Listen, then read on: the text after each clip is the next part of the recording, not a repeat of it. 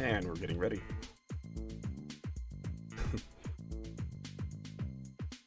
My wife is watching The Empire Strikes Back, and I'm humming along with the music. It's just one of those movies you can do that to. Hey everybody, I'm Superback Jr. Welcome to my channel here on Twitch. And we're going to be celebrating a classic system from way back when, the second generation. It actually was first introduced back in 1979. Second generation system from Mattel Electronics. Yes, the people who brought you the Barbie doll actually got into video games as it was becoming a lucrative thing, and that system would be called the Intellivision. And I tell you, it had a lot of firsts to it versus the Atari. What we have here, out on Steam right now, you can actually check out Intellivision Lives. And Intellivision Lives is a classic collection of more than 60 games of, well, the first-party games themselves. And believe it or not, it lasted from 1979 all the way through 1990, making it one of the longer-lived systems. That means, yeah, it survived the crash, barely, but nevertheless, it's there. So, having said that, let's turn down the music just a little bit more there. That's better. Alrighty. So let's take a look at ye old Intellivision. We're just going to go right to, normally I like to go to the console, but this case, console is kind of a limited thing, so we're going to go right into the room here. This is Intellivision Lives itself, and we're just going to jump right into it. So there are over 60 games. Can't play them all because I only have the one controller hooked up, but I'm going to see what we can play. And they have different types of games here. They had unreleased, which we're going to dive into in just a moment. Let's see, we have space games, and we have all kinds of, these are kids games. Crossword, Fun Factor, or Factor Fun, excuse me, Frog Bog, so forth and so on. Sports games. Actually had a rather versatile line of sports games and actually helped revolutionize the sports games as we know it. In fact, when Atari released their real sports games, it was more based off of this stuff. And of course, we have arcade games, arcade-like games, not the actual arcade titles that you know and love from the days like Donkey Kong, Dig Dug, Pac-Man, but rather fun, quirky little arcade games, what we expect from the arcades themselves. Now, what stood apart from the television to the Atari, where it had advanced graphics for its time, it had a better sound system for its time, that made with a better chipset, but it was more expensive. It debuted at about $250, which was a bit back in 1979, which is roughly today about just under $650 if you adjust for inflation. But there you go. And you had some gaming and strategy and some other good stuff. But we're going to talk about what started this mess in the first place. And that would be the history of Intellivision. This little vignette, we'll start with this real fast, and we'll just kind of jump on in with the gameplay after we check this out.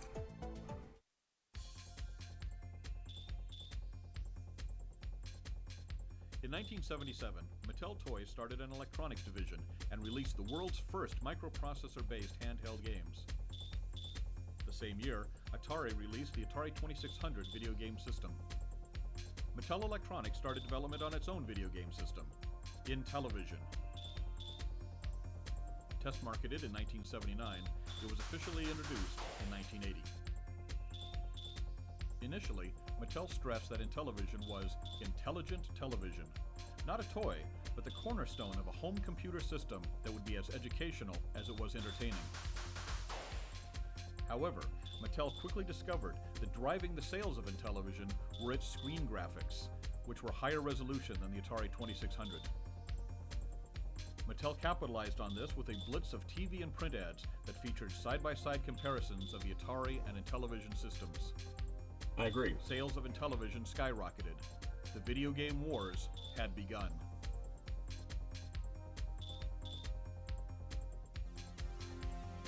During 1981, Mattel hired programmers as fast as possible to meet the demand for more games. This was a new industry, so enthusiasm and energy were more important than experience. Most of those hired were in their early 20s. For many, designing Intellivision games was their first job. A TV Guide profile of the Intellivision programmers dubbed them the Blue Sky Rangers. When many people were arriving, there was no place to put them. Throughout Mattel's headquarters in Hawthorne, California, pockets of Intellivision programmers were crammed wherever some extra office space could be found. Early in 1982, the Staff was moved into a warehouse down the block from the main Mattel building. They continued to work on Intellivision games, while the warehouse was being remodeled into an office building around them. With Intellivision racking up phenomenal sales, Mattel attacked the market aggressively. A voice module was announced that would add synthesized speech to new games. M-Network, translations of Intellivision games for play on the Atari 2600, was introduced. And they were quite good. In 1982, the rate of hiring was increased. Soon there were well over 100 programmers, artists, managers, writers, and others on the second floor of the converted warehouse, all working on game software. The windowless warehouse was open 24 hours a day. The pressure of deadlines was constant. Working late or all night was normal. Because of the odd hours, the programmers, mostly young and single, tended to socialize with each other. Working at Mattel, one artist remarked at the time, was like living in a college dorm.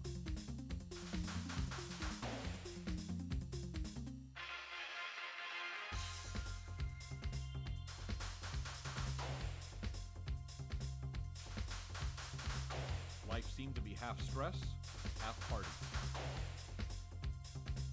Half stress, half party is a good description of the video game industry in general.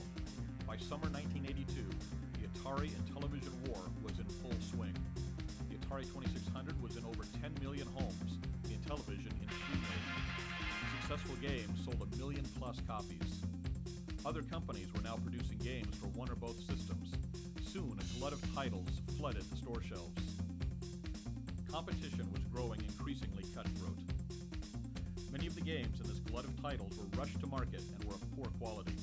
Disappointed consumers turned their television sets from video games to the hot new thing, MTV.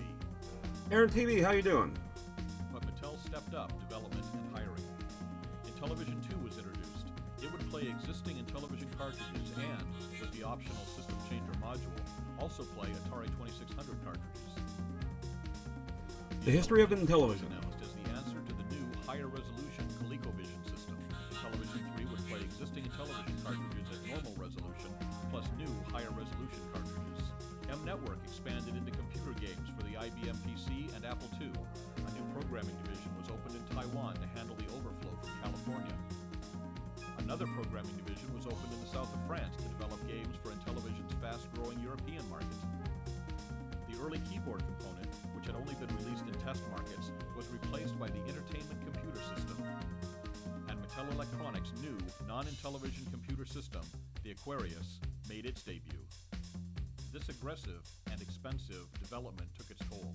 Mattel Electronics started posting massive losses. It was hoped that the spending would pay off once the new product hit the market. The June 1983 Consumer Electronics Show in Chicago was expected to be the turnaround. Mattel Electronics made a huge splash. Retailers and the press finally saw the hardware and software that Mattel had been promising for months. I do have an Intellivision, Aaron TV. I don't have any of the computer components, however. I just basically had the basic Intellivision without the speech synthesizer or anything like that. Too little, too late, commented one analyst. Mattel Incorporated responded by replacing Electronics' top management. A new team was brought in to stress software development over hardware.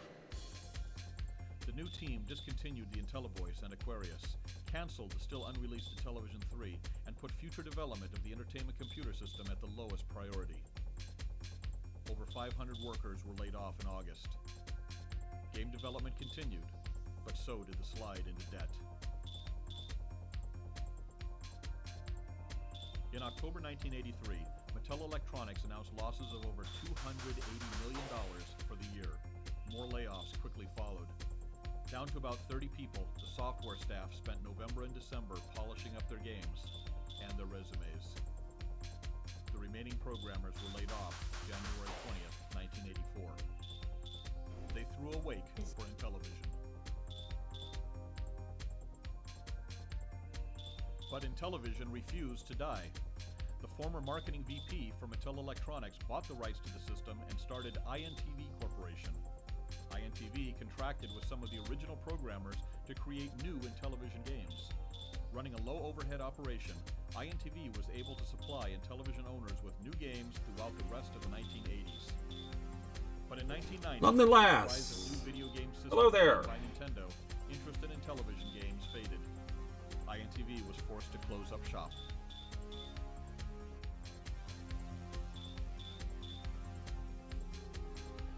The Blue Sky Rangers, however, lived on. The original programmers, many still working in the game industry, regularly got together for reunions and parties. In June 1995, they started a website about how the Intellivision games were created. The response was overwhelming. Thousands of Indeed fans who grew up with Intellivision wrote in, wanting to play the games again. So Intellivision Productions Incorporated was formed to bring the original games to new platforms and to new generations. And here we are today. More than 2 decades after the original idea, Intellivision lives.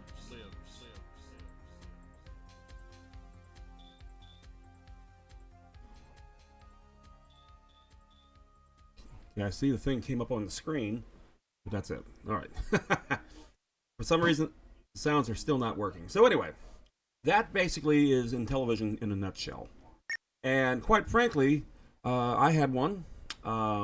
It was a pretty damn good system. The arcade translations were a little different, but Twitch, you suck this week. Yeah, it does. I'm not the only one having problems with this, apparently, so it is what it is. Anyway, that is that. Let's take a look at some of the games, shall we? Now, the best-selling game it had, unfortunately, is a 2-player game. I'm going to turn it down just a scotch because I hear the sound effects are pretty loud. All right. Las Vegas Poker and Blackjack was its best-selling game. We can't play it, though, so we'll play some of the other stuff. I'm going to play some of the arcade games. Now, one of the fun games that I had when I was playing was Bomb Squad. Excuse me, that's the wrong one. It was pinball, because I happen to love pinball. You all know that.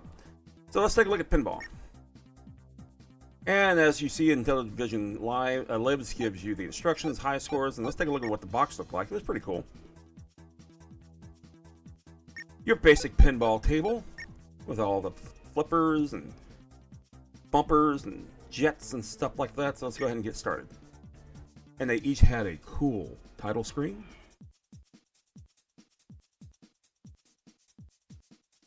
And the sound effects were pretty good. The gameplay was pretty good. I get to select 1 or 2 players, so let's bring up our pad. Now, the one thing about the Intellivision pad, you take a look at it, the fire buttons are on the side of the pad. There are 2 of them on each side. And there's a D-pad, not a joystick, a D-pad. And that's that gold disc there at the bottom. And you can go ahead and select with your overlay the various commands, buttons, whatever. We're going to choose player 1. And we shall get started.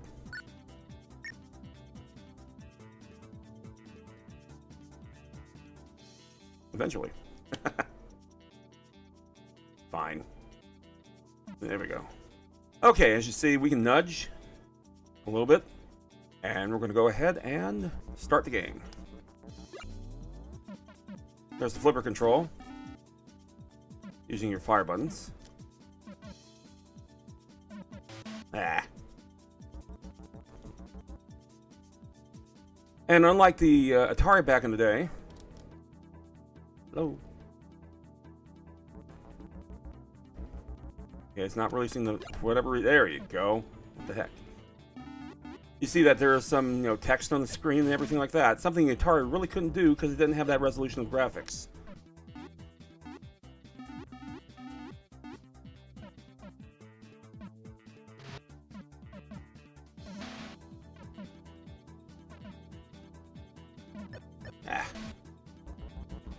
This console seems that it's farther on the unneeded add-ons based on what I've seen in the wiki. Yes. The enhancements, let's call them that, as opposed to add-ons.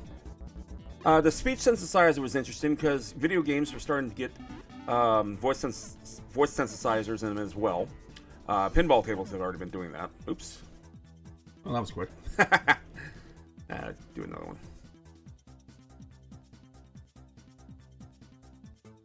Keep forgetting you have to do this. Like I said, this was the first with a numeric pad, first with a D-pad. And you could buy a very expensive, as you pointed out, voice synthesizer thing for it, and we'll add it to the games.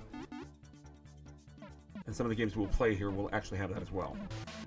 Damn.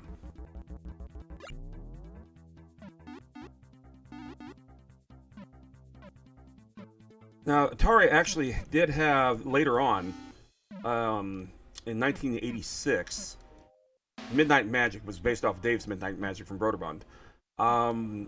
It even wasn't as advanced as this one years later.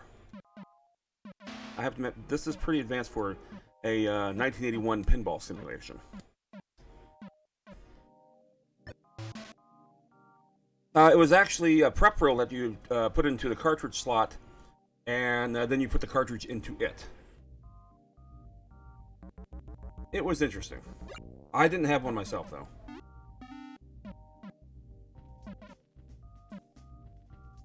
I was happy to have, like, the ColecoVision as well as the Intellivision with my Atari. I'll get to that in just a second, too. As you see, like I said, basic, fun.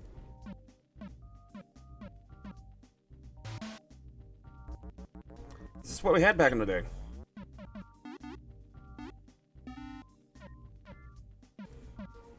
Ah. Autosave. Yay. Okay. Play Vectron. Let's take a look at the box. And they kind of got a little creative with the box art, I have to admit. It's basically what you see on the screen, in pixel form, of course, but of course, like if it were, they were 3D objects. Had this come out first, in my opinion, this probably could have been a different thing with the Atari back in the day. I mean, I remember the 1983 crash, largely spurred on by that little game called E.T. Changed a lot of things and ruined a lot of people's lives. And as you saw, they laid off hundreds of workers, hundreds of programmers, artists, pretty much dissolved the electronics system for Mattel. I believe George Plimpton was the major spokesperson back in the day for the Intellivision, and he pretty much went off the graphics. You could blow up a planet. And it was a very interesting concept of showing, hey, guess what? We can blow up a planet with our game system, as opposed to the Atari, which didn't have a thing yet. Quite like that. Here's your controls. You do have a pad. Get the fire. Okay. Again, really cool title screens. Atari never had those programmed. ColecoVision did, though, for the most part. Let's take a look at our pad. My goodness. Okay.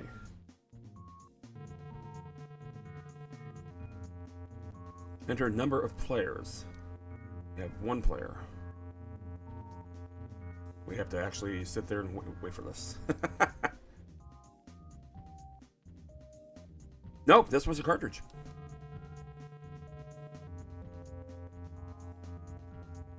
This was the cartridge.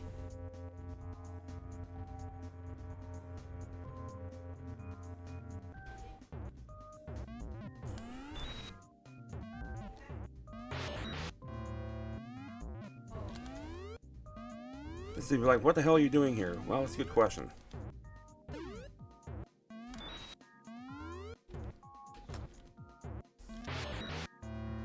Ah. Basically, you're trying to get into the center there, the Vectron.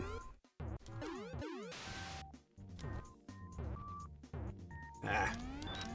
Not.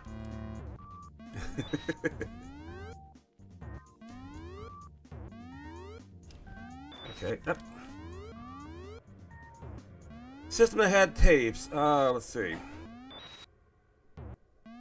Basically, it was more of the computers. Don't believe this had a tape drive. Atari did with their computer system. That would be the Excel, or a few of those. Data East developed an arcade system with tapes. The Deco drive.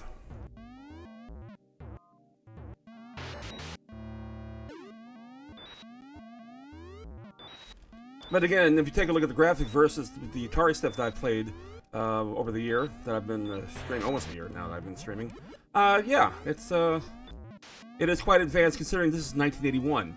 You take a look at the 1981 games that were released. This thing is a bit more advanced. Of course, it costs you a bit more too. Okay. Phone needs charging. Oh no.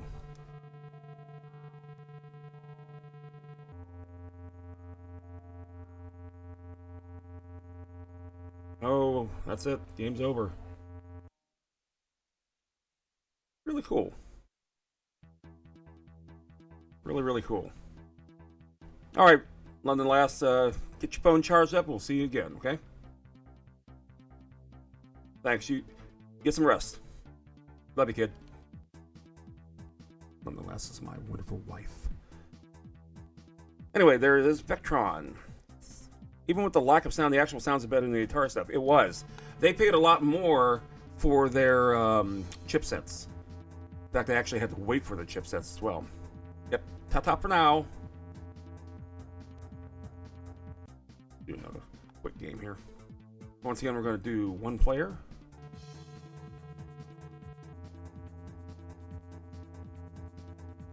And here we go.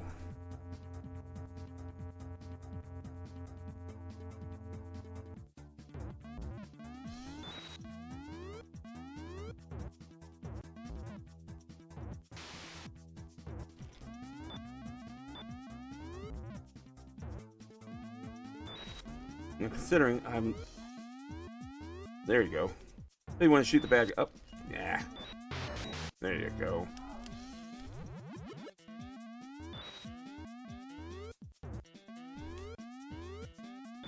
You want to keep as many of those discs there on the screen as much as you can.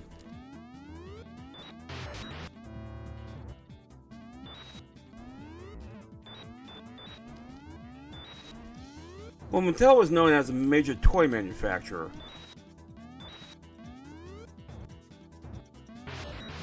Well, that is true. If you saw in the little vignette that we had from Intellivision Lives, I'm gonna lose again. Yep. Can't stop him. There you go.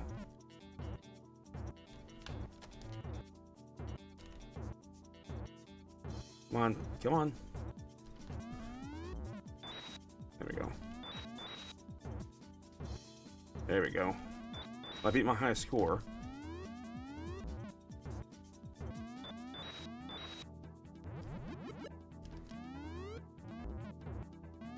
There we go. They, much like Atari, they had a lot of eagerness, but not necessarily experience. You gotta remember, it's kind of hard to have experience for something that is emerging.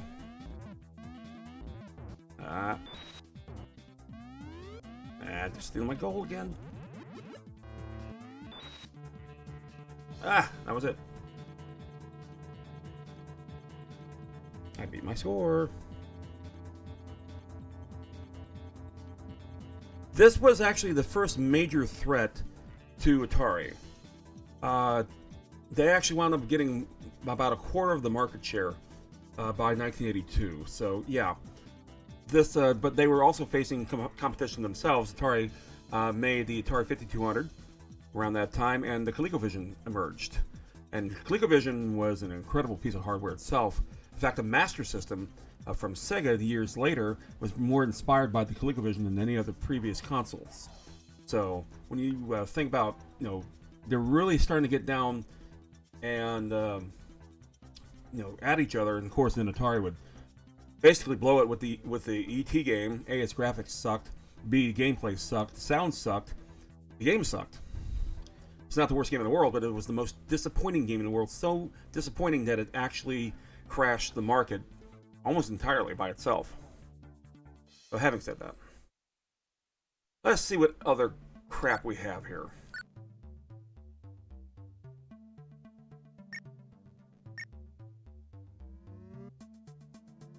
Now we're going to see some sports games.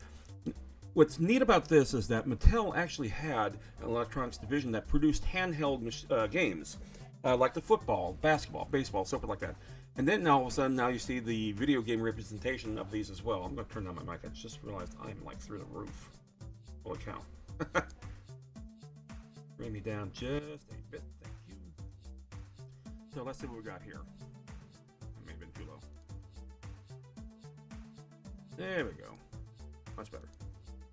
So we got baseball, basketball, bowling, boxing, football, golf, hockey, racing, skiing, soccer, tennis, track and field, volleyball, and wrestling.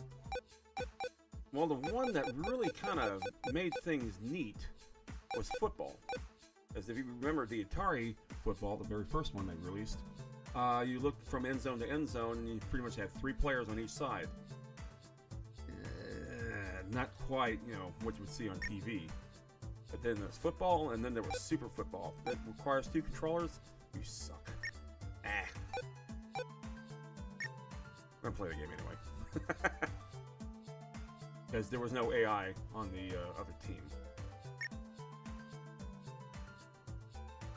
This is one of the first developed games they had. But again, if you remember Atari's 1977 football, you'll see that there is a lot to do here. So there's your plays on your controller. Can't really see it too well, but basically it's the basic of the games here. Let's go ahead and enter. And look at that, you actually see more than 3 players per team. See several. Let's pick our play. And let's go ahead and get going. Eventually.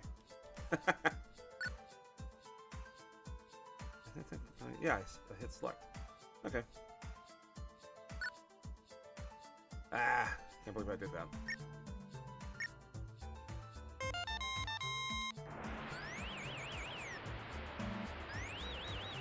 Considering what, you know, the graphics difference between the 2 games, considering this is what, the late 70s, this was a superior system, but they just couldn't get that market share away from Atari.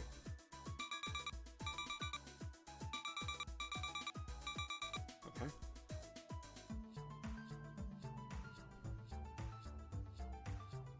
Those handles in color and not bad. Yeah, it was. Okay.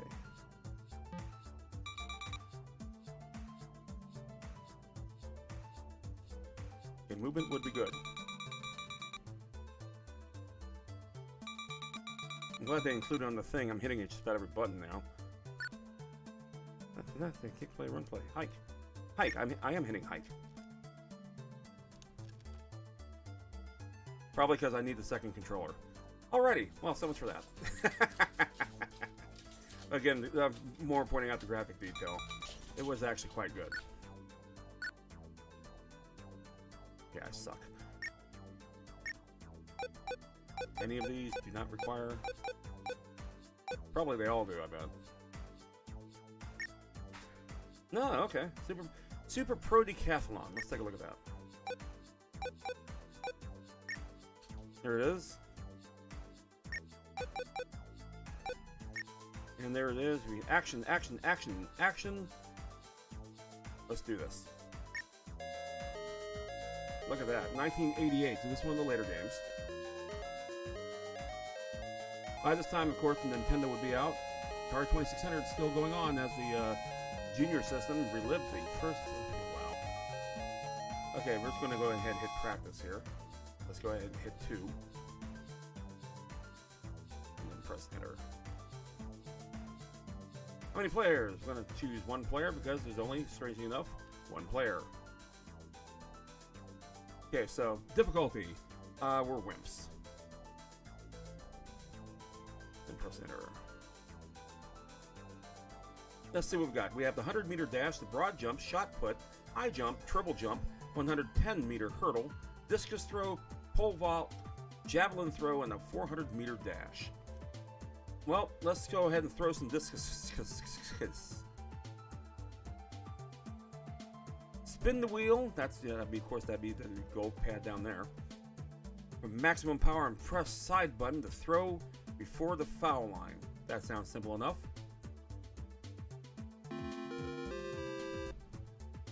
Okay, get ready.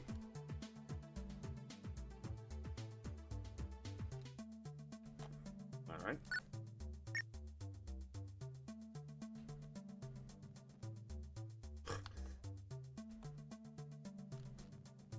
Well, the flags are moving. That's cool. Yeah, I'm hitting everything and nothing's happening.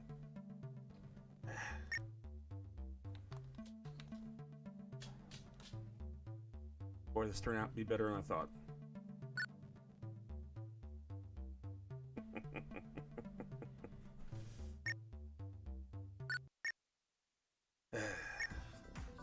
Alright.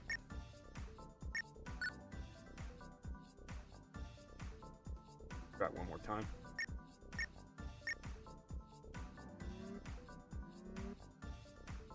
Let's go into space games. They were like the most popular thing back in the day. Alrighty, so Astro Smash, Space Armada, Space Battle, Space Hawk, Space Spartans, and Star Strike.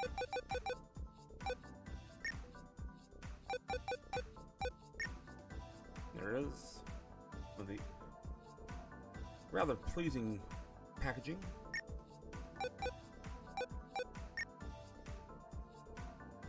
Let's get going. Now, for back in the day, this was one of the more popular games they had.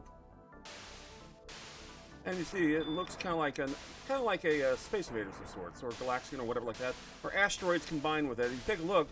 When things start hitting the ground, I haven't defended, I lose points. But of course, I gain points by shooting the doohickeys on here, up there. Oh, gotta watch out for space debris, meteors, spaceships.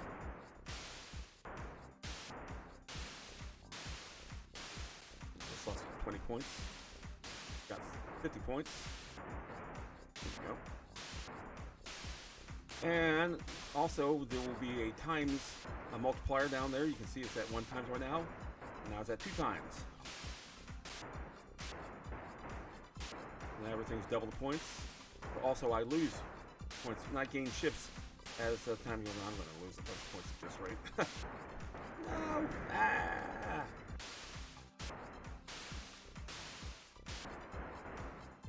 And this is just one of those thumb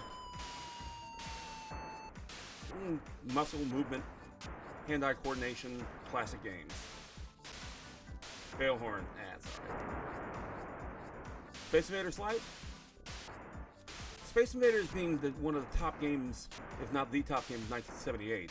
Atari didn't get its Space Invaders port until 1981, so Space Invaders was in full gear. You gotta remember though, this is before even that. This is 1978. Can I get that without being hit? Crap. Kidding.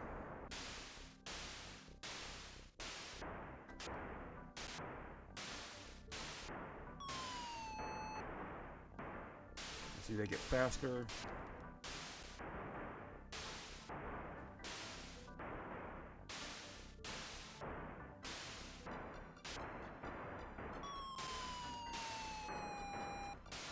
There we go. Getting pretty good. Now, the challenge here is I get 20,000 points. That's going to be quite the doohickey. Okay. Eee.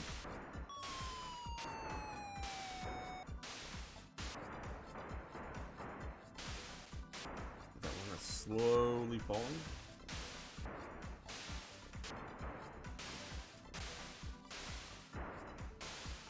Points that way.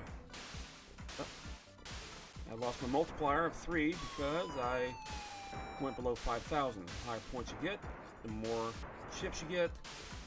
It's in line with arcade games. But this was pretty cool. I have to admit, I had a lot of fun playing this one.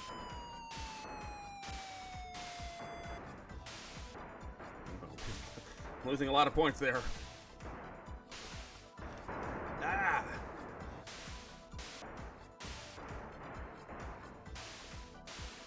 This is like ground-based asteroids with Space Invaders.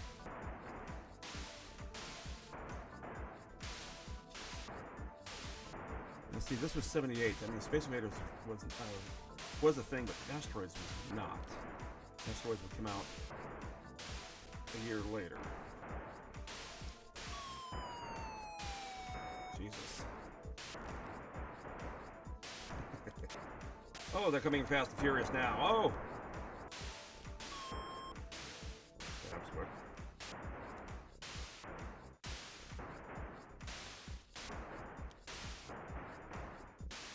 I'll tell you, I was not a fan of the gold disc, to be fair.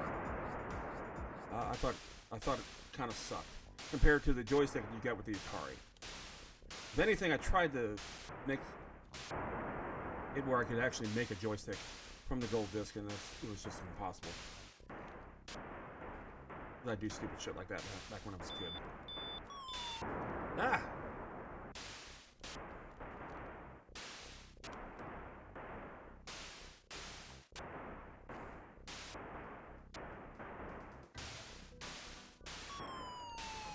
But I was happy to have my Atari nonetheless.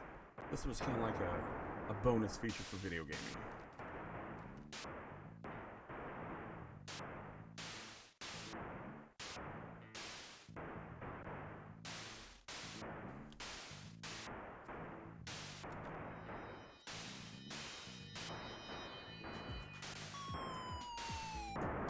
Two of them. So the challenge is to get 20,000 according to the game itself. Don't think it's going to happen. Give it my all.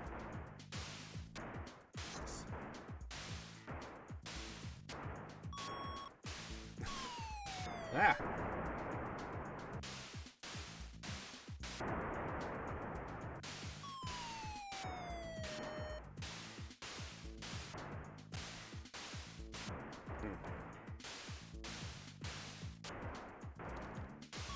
That's close.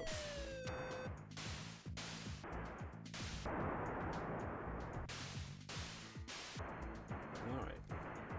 We can make it. Come on, Pac-Man. You got it. Got my ship back. Just lost my ship that I got back.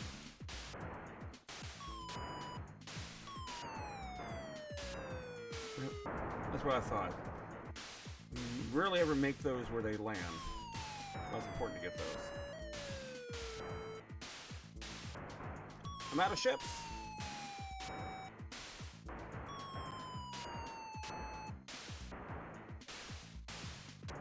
I'm not gonna get close. I don't know why I'm missing those. Especially that blue one there. That's embarrassing. Alright. Got my ship back.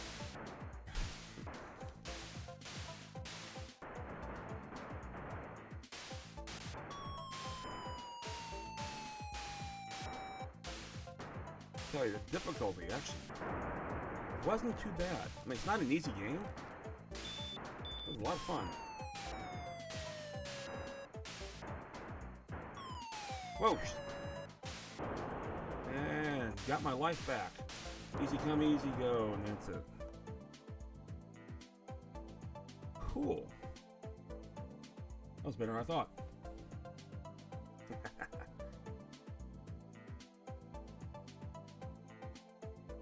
This was a cool game, I have to admit.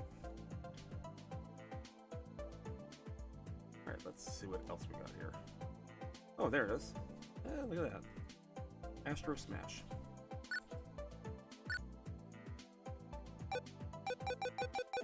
Much better than my previous scores.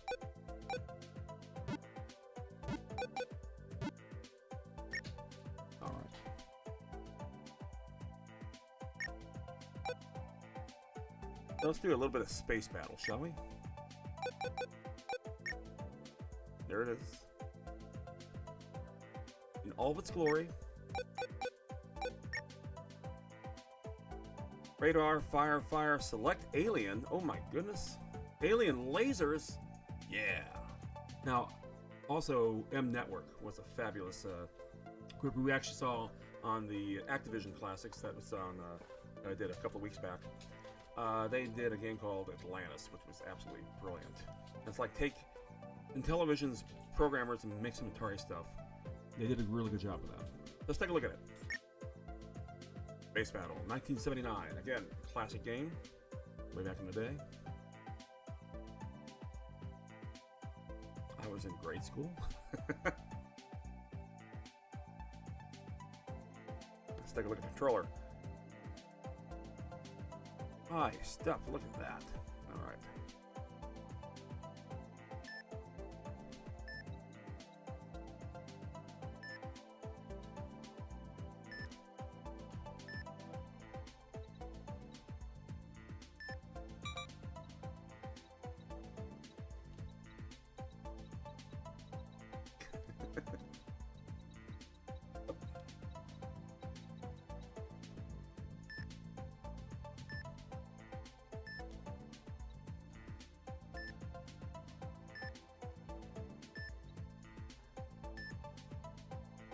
Probably saying to yourself, what the hell am I looking at?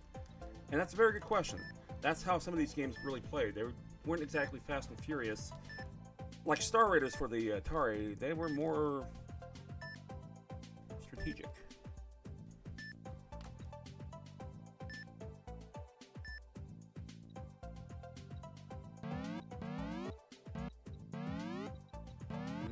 Not good.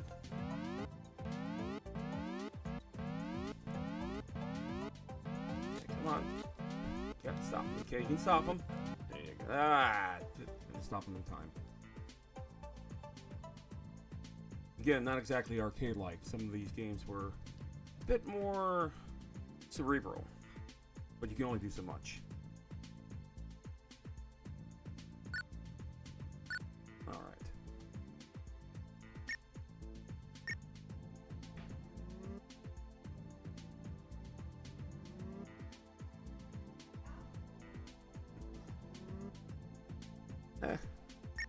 Let me be an actual jukebox, that'd be cool. Alright. Now, London Lass asked me about this game. Was this the one with the B-17 bomber? It sure was. Back there's the box. Voice synthesis cartridge. Talked about it earlier, Vin. You could actually use it with it, and it would talk to you. Which was rather ingenious at the time, because that was not a common thing yet. There you go.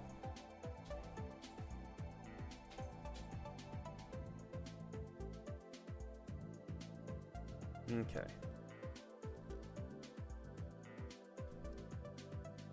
I think I advanced the game just a bit too early.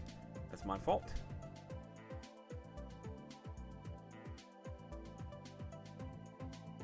Let's try this again.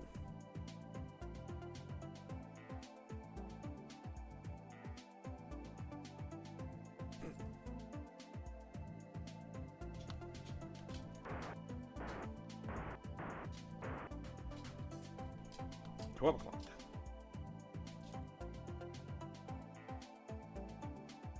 All right.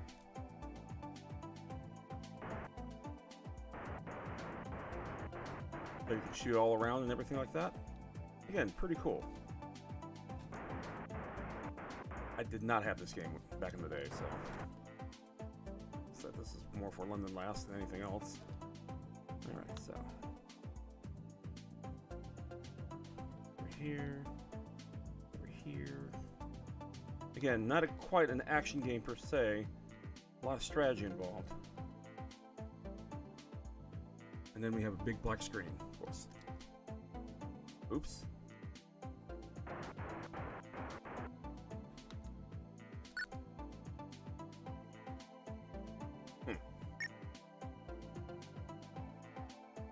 It's one of those games you really have to read the manual.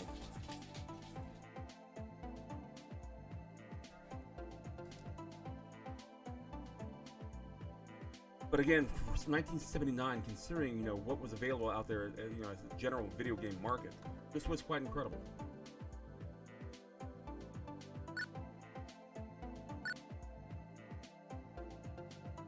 What the instructions say. In the last years of World War II, the aliens prepared for the biggest invasion in history. Across the English Channel, the fortress Europe waited. The bombers met fighter planes and deadly flak. It took great teamwork and fast reflexes to complete each mission and get back to England. Now the computer lets you relive some of those historic battles in the sky. Oh, appreciate it. Thank you for 50 bits. Appreciate it, Aaron. I think the sounds are not working properly again. It's been like this for the last few streams. Sorry about that. But I appreciate it. So pick a target, then fly to it. The voices of your fellow crew members tell you when and where enemy fighters and flak appear. Aim, release bombs when over the target. Watch fuel and don't stay too long. You've got to get back to England to refuel, rearm, and repair your bomber. I appreciate it. Thank you. I haven't done a historical thing in a while, not since the Activision, and I kind of miss doing these. So, and there's your game points, game controls rather. You have to use your keypad, and this was the first to do so. Pretty cool game. Biplanes, hover force. Ooh. 1 and 2 player. Ooh. Ben says, no problem. If not for the past consoles, we wouldn't have better tech for today.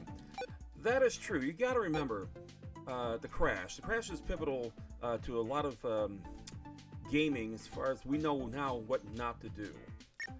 Like, for example, spend the majority of your budget just getting a license for a movie that was really popular, and then give the programmer, the one sole programmer, 6 weeks from start to finish to make a game.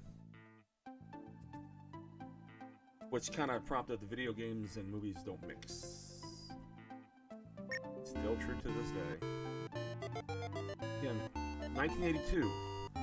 Look at the stark difference between what you can see from the Atari 2600 days versus this.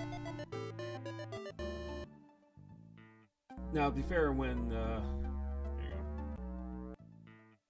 here, then gets the Tales and the Knights of Thunder Castle. How many players?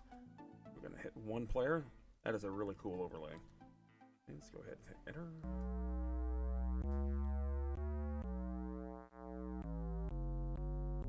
First night. Ooh.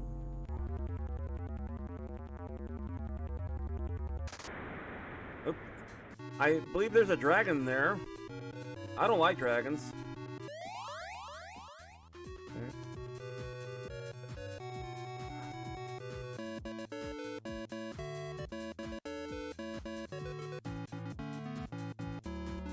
Okay, I can't get through there.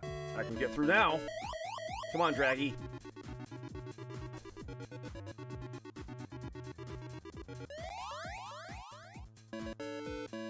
I got a shield that can shield stuff. Yeah! Kill that Draggy.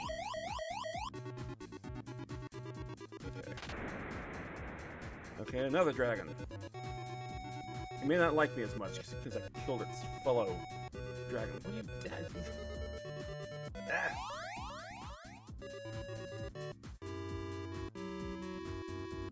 Okay, I see how it is.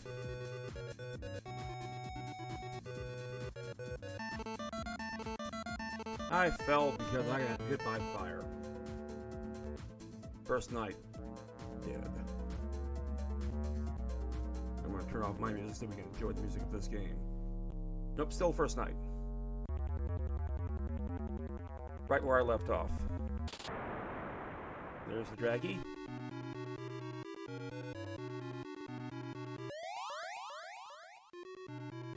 And now it's coming after me. I see something, a bonus item. Ah, shit. Ah. Okay, yeah, okay.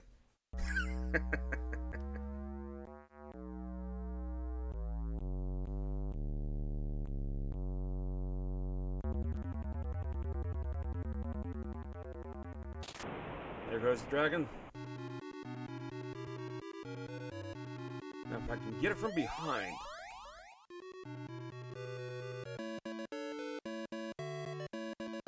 Hey, come on, shield. Time to get the dragon. Got him. Right in time. Okay, I need a powered shield. Ah, shit.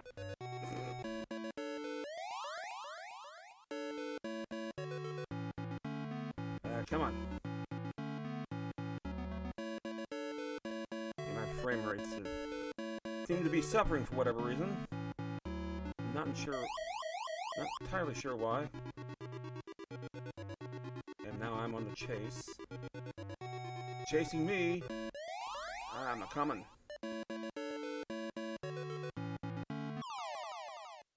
Bonus points.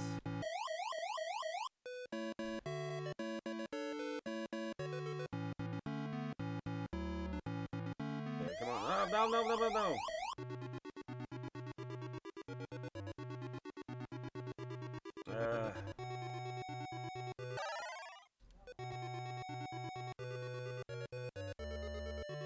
And my little bonus items what saved me there. Here, Draggy. Oh, you suck.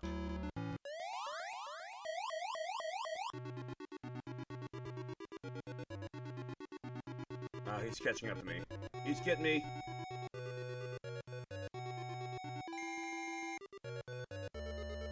He's coming. Yep.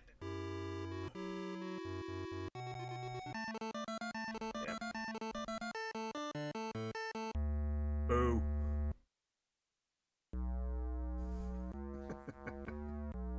Not bad.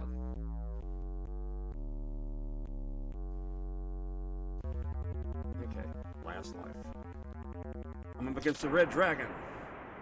I need an enhanced shield so I can do some slam. Where are you? Get over here. I need my shield to be enforced, enhanced, whatever you would freaking call it. Okay, there I go.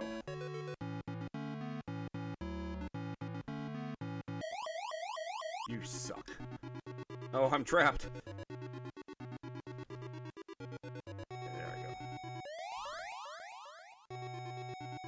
If I can reach that chalice as I go after the dragon.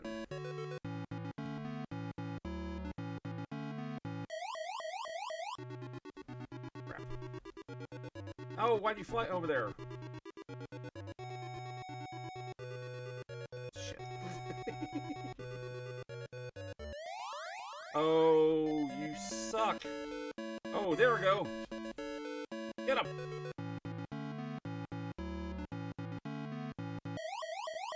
You gotta be kidding. So close.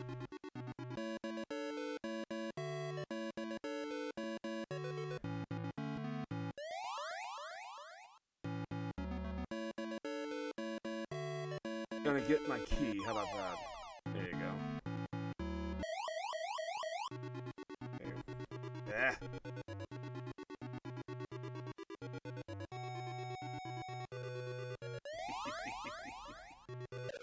I have to admit, this is fun.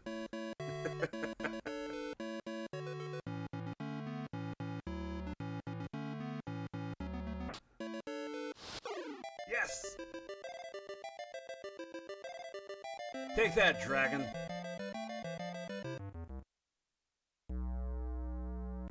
There you go. He doesn't look too happy.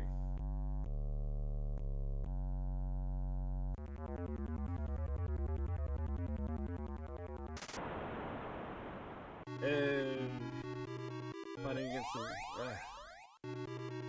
Oh. I'm trapped in a wall, and he got me. Ah!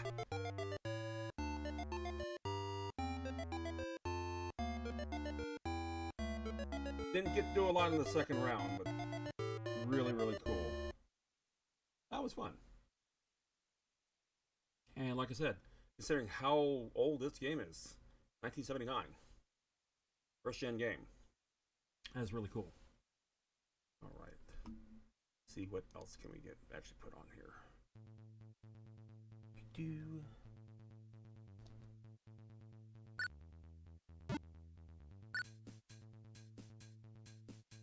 Let's see what other games can we play.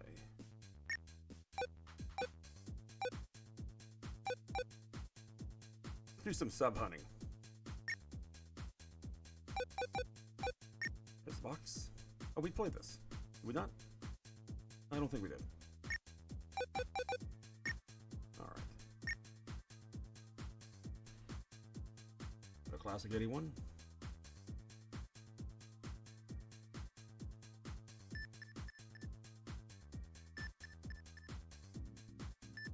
See, I'm looking through the periscope. Let's take a look at my controller. Okay. I can go up and down. So let's go down.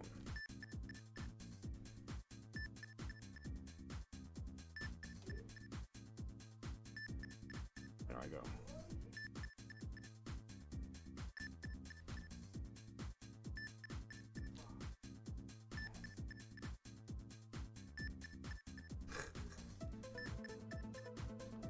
I was saying to yourself, what the hell are you doing? I say that all the time.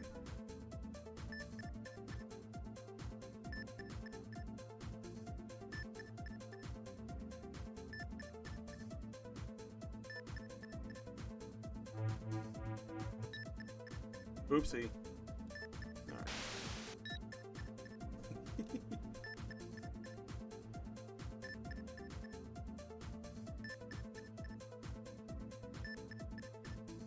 Okay. We can do this. We can do this. I don't know what we can do, but we can do it. Get in range, get in range. And torpedoes away.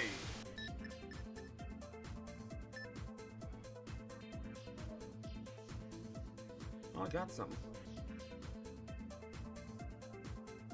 I reloaded the torpedo.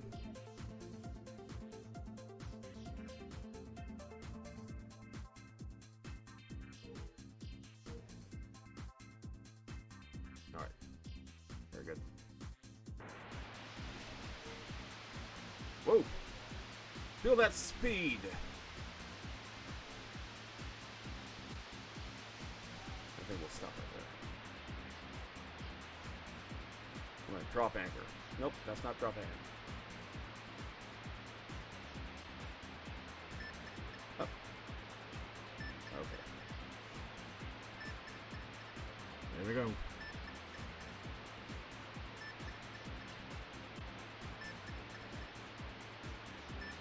And longer up one way.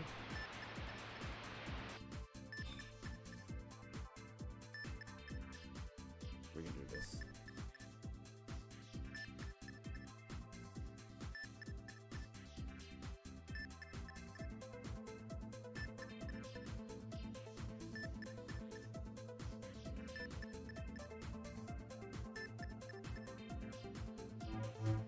Okay, battle time.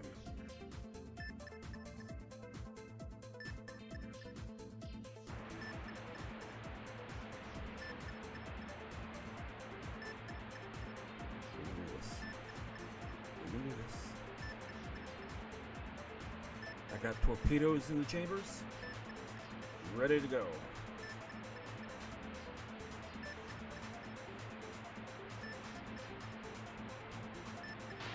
Oh! I've been hit!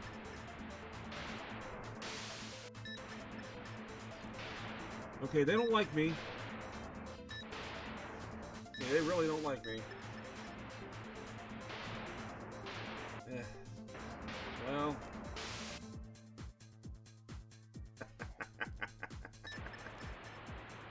ah!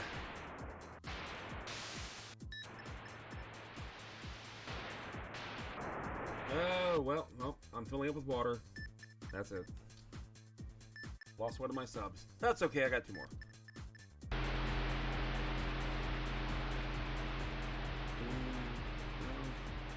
Maybe not.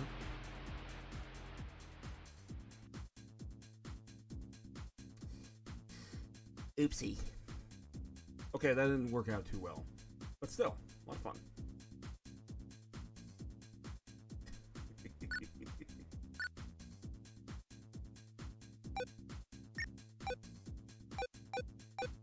That requires two players.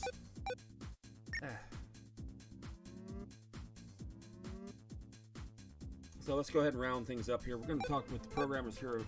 This was back circa in 2002 or 2003, so this actually is a 20-year-old game here. But interesting, fun stuff to listen to about in television. 2000. Okay, so it's a 23-year-old disc. Here I was, working for Mattel Toy Company, and Mattel had come out with this big innovation of open job posting, and I went down to the cafeteria, and there's this whole big bulletin board full of little 3x5 cards with jobs posted on them. First card I see, in the upper left-hand corner, says, Senior Systems Programmer, Design and Develop Handheld and Video Games. And I thought to myself, yeah? They're going to pay me to do this? When you're preparing an operating system, it's nice if you have a sense for how the operating system is going to be used. And there's a big chicken and egg issue in that once you create a feature in the operating system, yes, do you need it? It's like you want to have a game to test the operating system and have the sense that you're writing the right operating system for the game. And you want to have the operating system with the game there to know that you're meeting the needs of the game. So we kind of had to work on two things at once while there was still some flexibility. I mean, once I started to tell other people about executive features, and we had some other people and we were starting to bring them online, and then they'd say, okay, I'm using such and such a feature. And I said, what? I wanted to take that feature out because we had very limited real estate here. We had 4K for the executive program. And so it rapidly gets to the point where if something has to go in, then something else has to come out. And once other people say, well, I'm depending upon that being there, you can't take that feature out. Well, it's a messy and difficult process. And what it means is that you essentially get one pass to get the exec right, and then it's frozen. The part about Space Partner I was happiest with was the maneuver language that I wrote, which was a little tiny set of tables and a very, very, very compact piece of code that was very long because I had to write so many comments to explain what the heck it was doing because it was totally not obvious.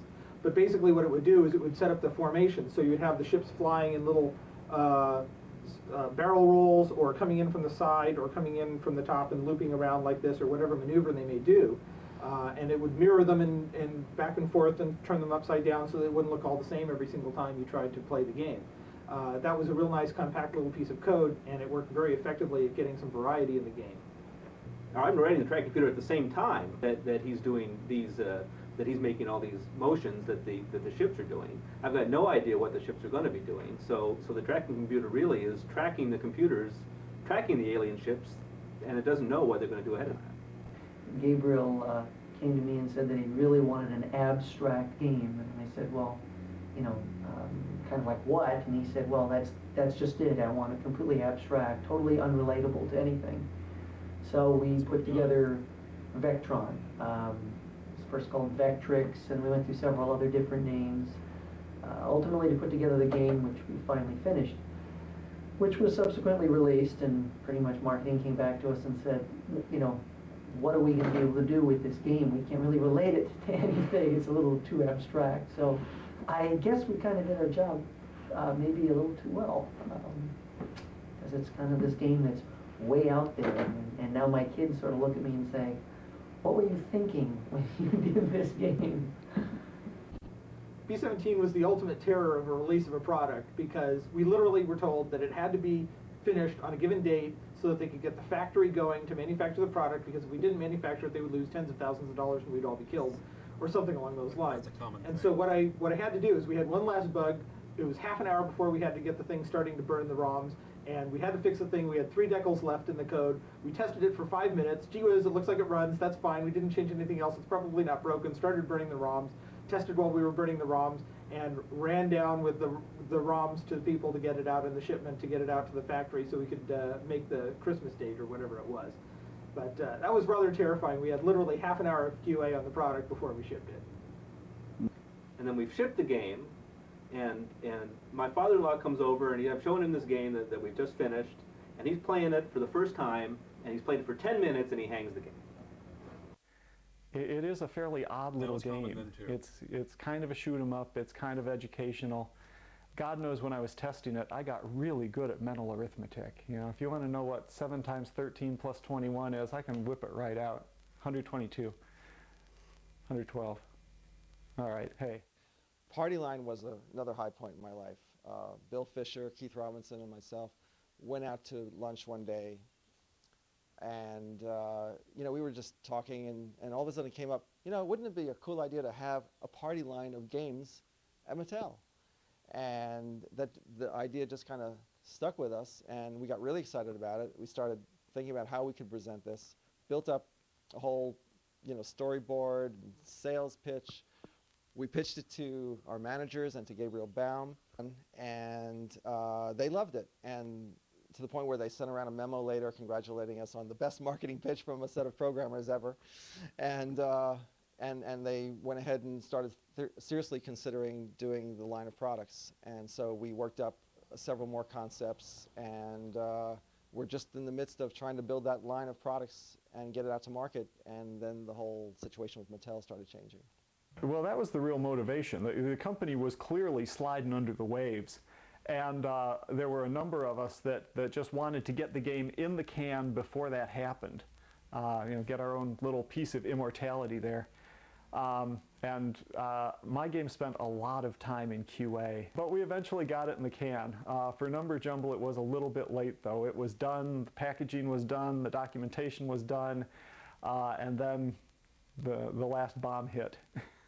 Well, I don't think I've ever worked with a better group of people on the game designers and programmers that we had working for Mattel Electronics. It was a great bunch of people, good camaraderie, a lot of fun, a lot of hard work.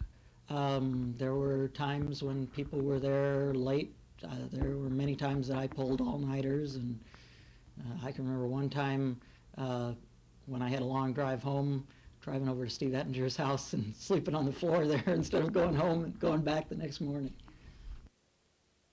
It was an extraordinary group of people, that were in something very early on. They talk a lot about what sort of the younger staff members, and I manage a lot of younger staff members where I work now, that they're sort of on the vanguard of something. But compared to what we were in the vanguard of, it was a different group of people because we didn't have the luxury of growing up with computers. We came to computers as either young adults or adults. We came to computer games that way.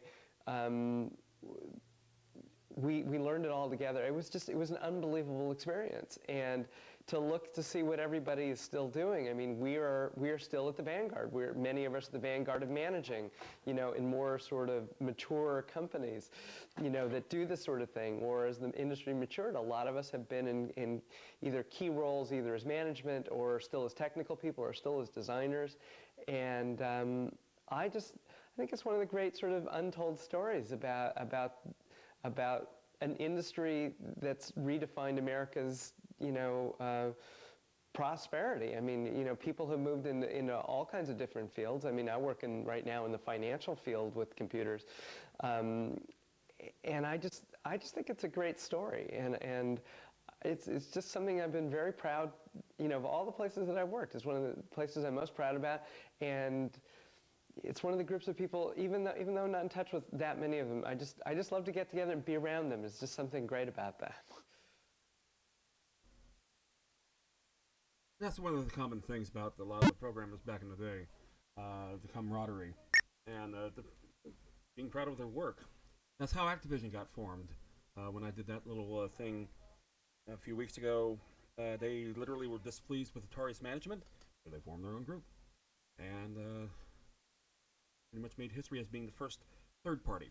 Well, Mattel kind of did it on their own, and they were quite good. All right, we'll go back to their arcade. Turn that down because that is quite loud. Go back over here. Here we go. Just as bad. Turn the gain down. Okay. Snafu. There's the box. Ooh.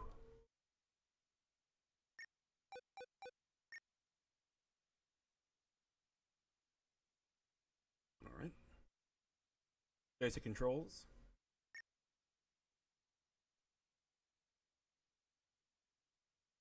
Speed. Let's see. We're going to choose speed as, let's do 1. How many rounds? One's fine. Let's see how. Test our foot here in the water.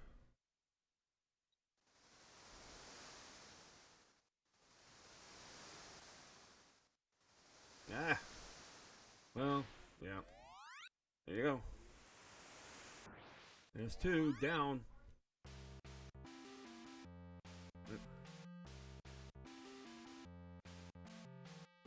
Well, there you go.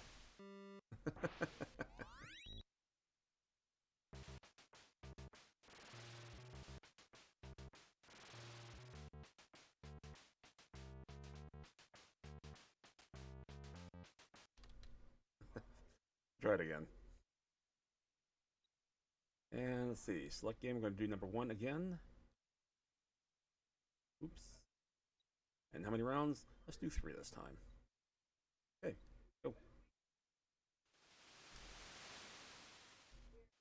Now, I'm red, by the way.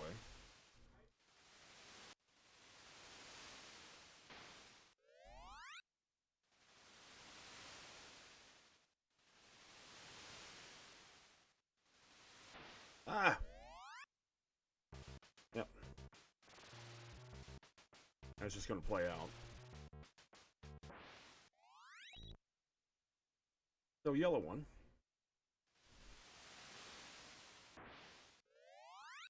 Ah! My screen froze up on me.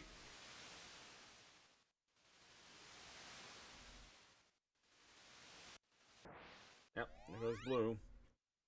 That's it. Okay.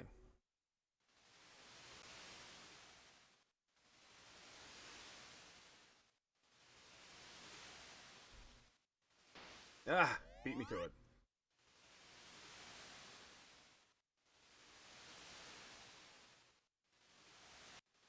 Oh, wow. Quite the collision there. Ouch indeed.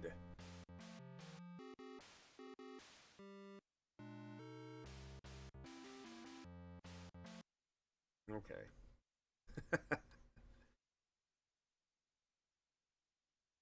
Let's see. What can I do about this? Yeah, you know what? We're going to play game 2. And we'll do another 3 rounds.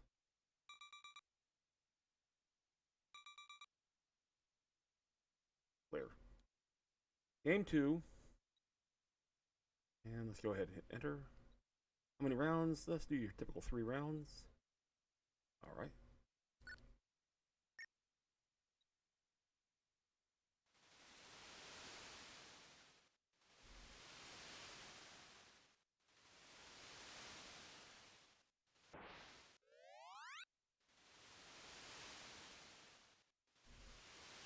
The problem with my strategy is I'm going to run out of room.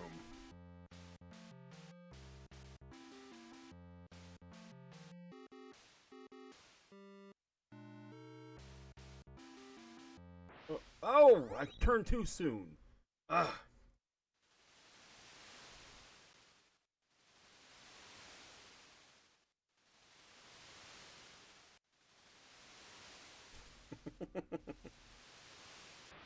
Oh, don't let me turn.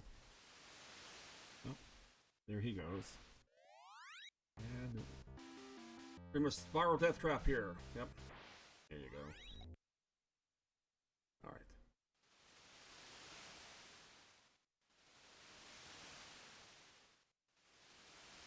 There you go. There's one down. I'm still here. And I got it. As long as I survive.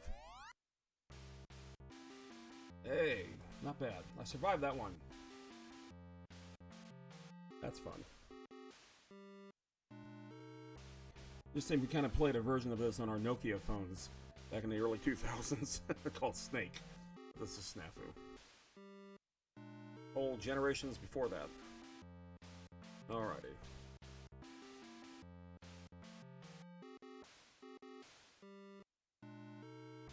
Alright. Let's try a third game, shall we? Okay, so game number 3. And how many rounds? We're gonna do 5 this time. Yeah. Here we go. Here we go. Just 2 of us this time. Alrighty. Come on, Blue. Good turn. I won.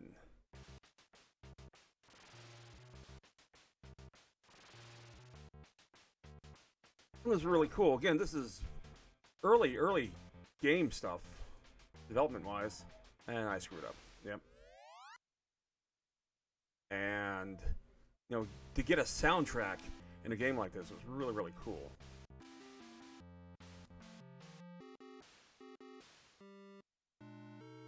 Okay, he's gonna come into my territory now because he sucks. Get him off there. Oh, you suck. Too bad. So sad.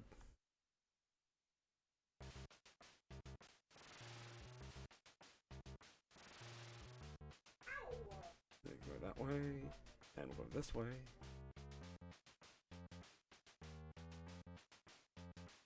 there.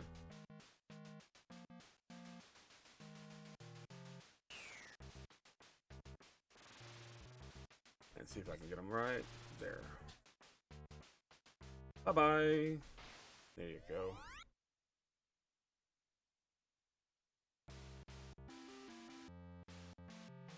If I can have fun with this one. Oh, good, he went down.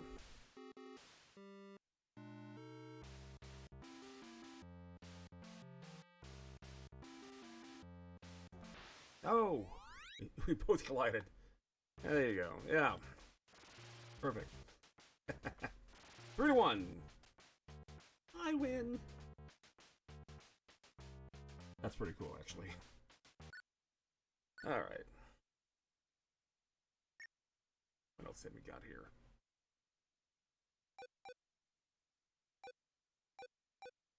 Shark, shark. There's the box. Let's go ahead and hit play. 1982. This ought to be cool. I'm going to select 1 or 2 players. Oh, that's cute. I like that.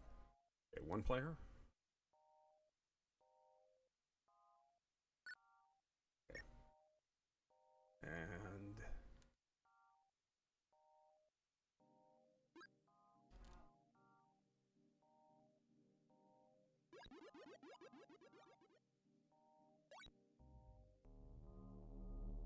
uh-oh, there's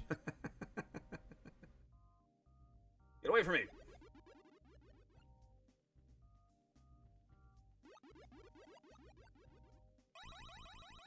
Oh, can't touch the other fish. Ah, okay. Avoid the fishies. Most importantly, avoid the shark. Okay.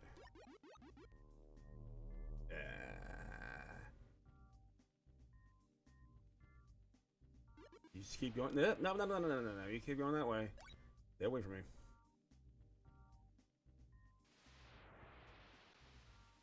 Kind of reminds me like the pterodactyl in Joust.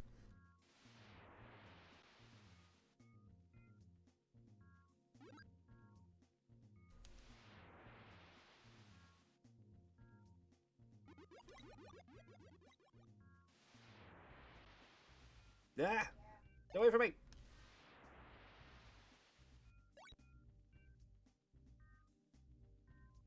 Yeah, managed to score 150 points. Ah!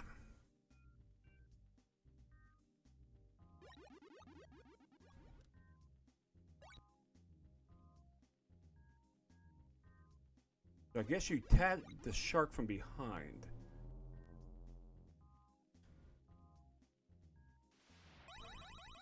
That was not from behind.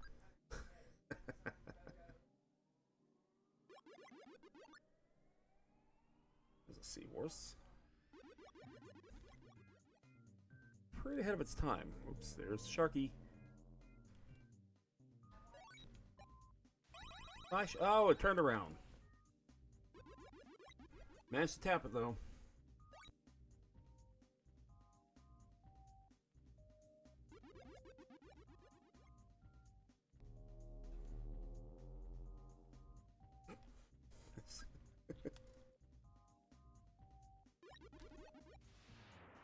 Playing chicken just a little too much there.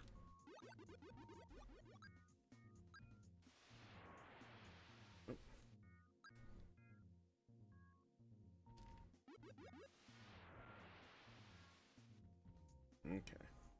We got it. Get away from me.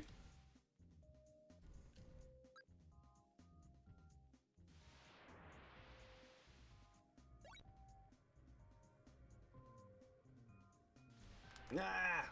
Close!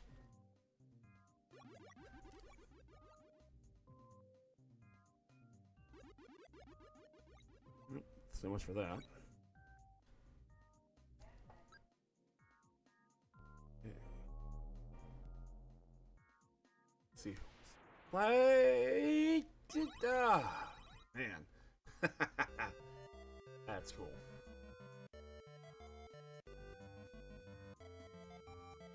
Even with a soundtrack.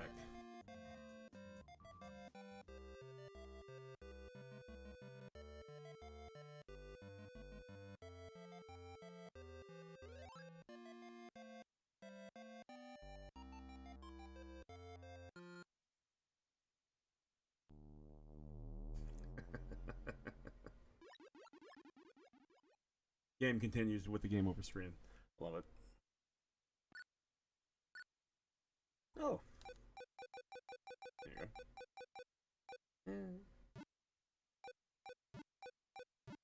Alright.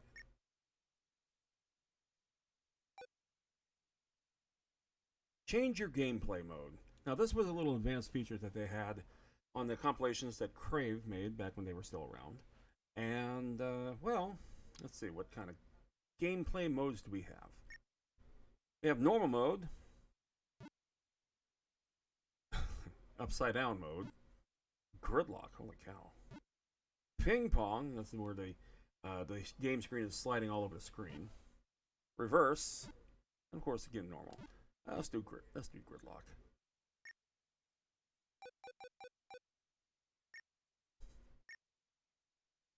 God.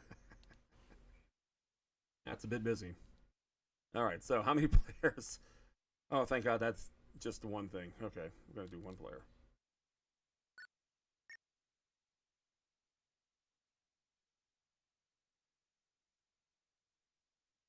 Okay.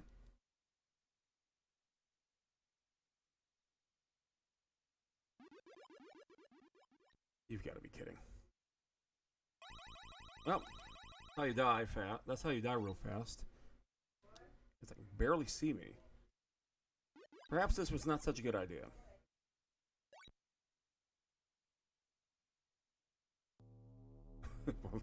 That's unmistakably the shark. Okay. Got the shark. Got the shark. Oh, it got me.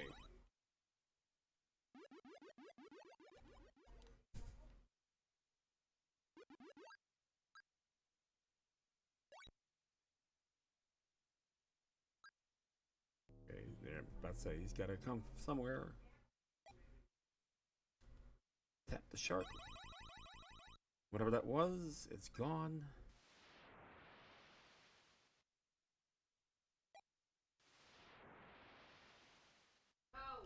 All right. Bye-bye, shark. Shark's gone. So I can tap the little thing. Now I can attack anything that's smaller than me, but not anything that's bigger than me. And that shark certainly is bigger than me. Bye, shark. Bye, shark. Okay. Okay, got him. Yes. Got 1,000 points. I'm actually playing this successfully in this stupid mode. My goodness. Oh, got me. Okay. Got a few lives left. I can do this. This is the dumbest mode I've seen. I thought the trippy mode for Atari was bad.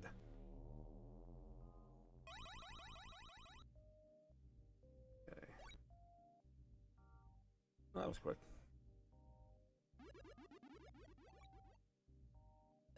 Gridlock. What the hell? Okay, there I am. Got him. Got him again.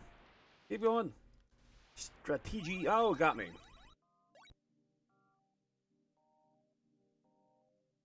Not bad.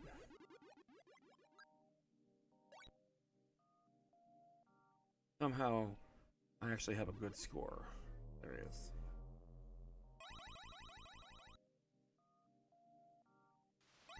Oh, turned around and got me. Just out of curiosity. Can I change the mode? No. I can't show the... Ah. Alright. Fine. I'm not playing this mode again. That's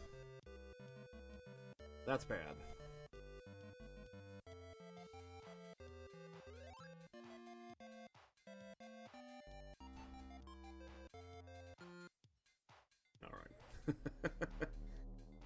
And it continues. Alright. Okay. Radical gameplay mode. I don't think so. Back to normal. That was dumb. I love the effervescence that the machine has, by the way.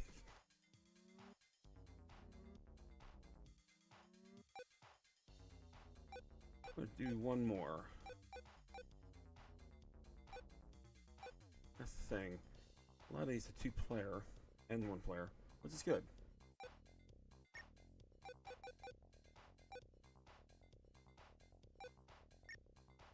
There's the game Utopia.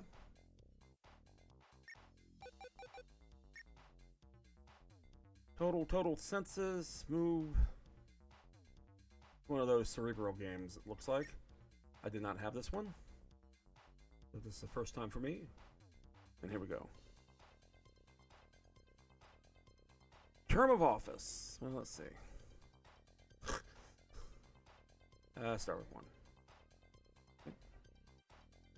Go ahead. Hit enter. Turn length. Make it simple. 1. Okay. They're not like 1. Okay. Fine. 2. Happy.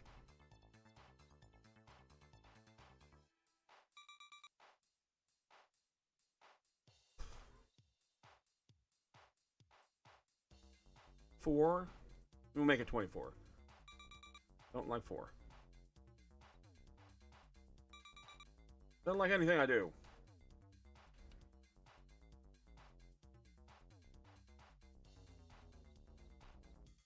$505. That worked. Didn't like that either. What? 9.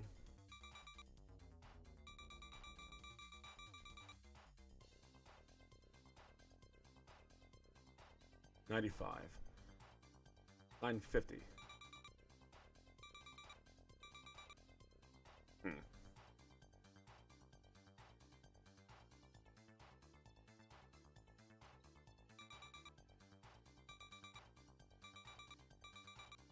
And that was interesting. All right, so.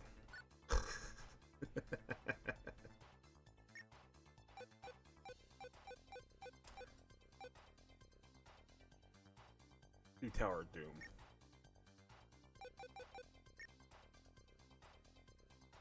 There's the box. There's the game.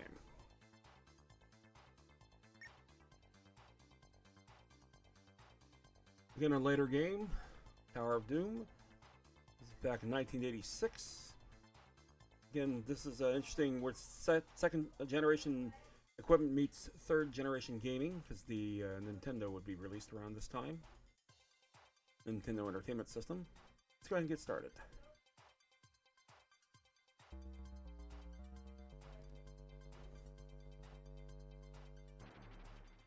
Welcome to the Tower of Doom.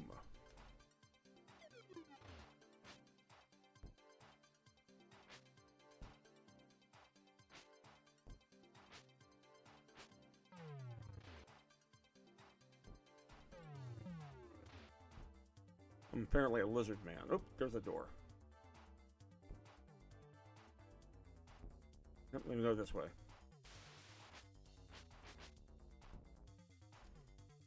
Hey, somebody over there doesn't like me. Okay, whoops.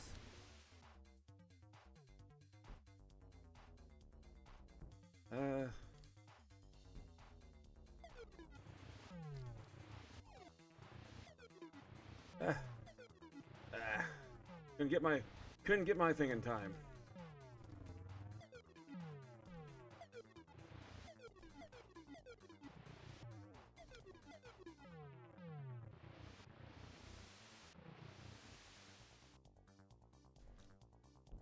Not sure what I did there.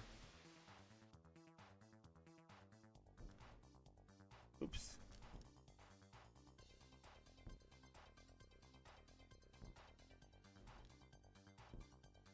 I need a weapon. That was quick. Well, let's head back this way. Okay. Down? Nope. Can we go down? Yes, we can. Go here. Yes, we can. Oh, there you go. Okay, fine.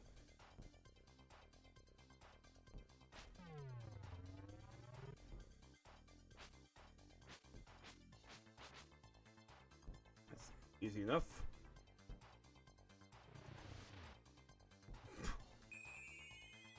Oh, I'm back down here again.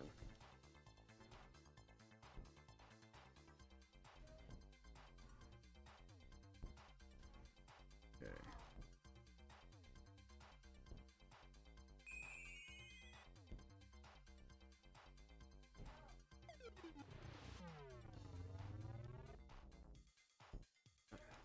My controls are out of whack.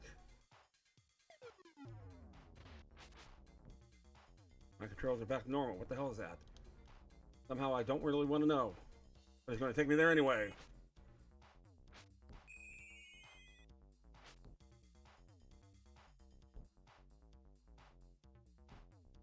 Okay.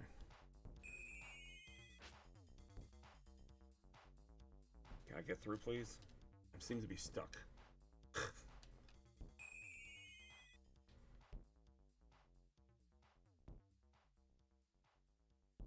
Can I get out, please? Thank you.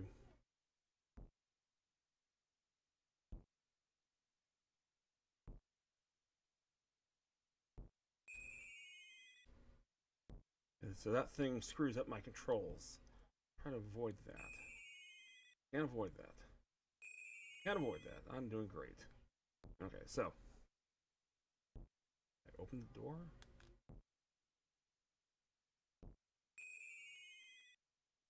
Okay. This is working superbly. Okay, there's a rat. Yeah, I'm not doing too good.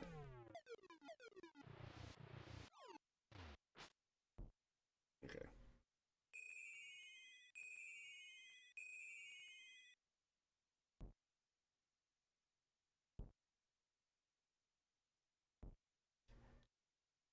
Go left. Nope. Go right.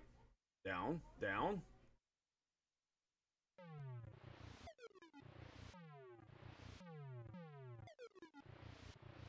I can't get my weapon.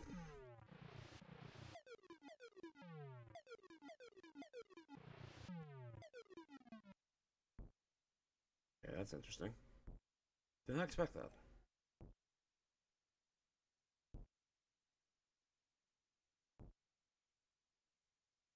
Go up. Go up. Can't go that way. Can't go that way. Go that way. Go that way.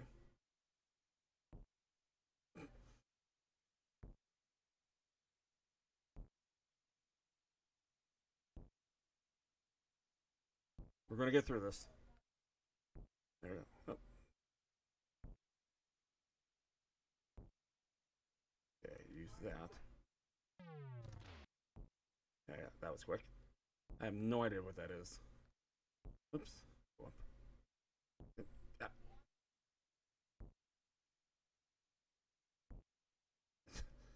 Okay, there's more food. Don't think I want to. That's a giant rat.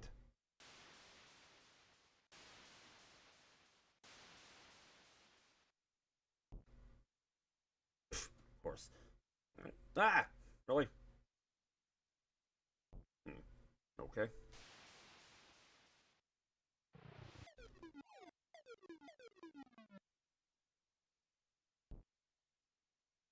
Let me get my wand again.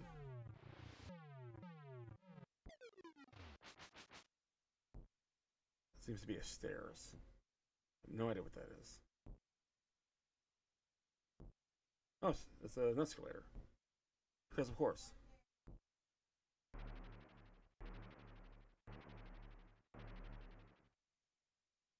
Level 2. I made it! Made it to the outside. There's a big snake. Oh. Oh, there you go.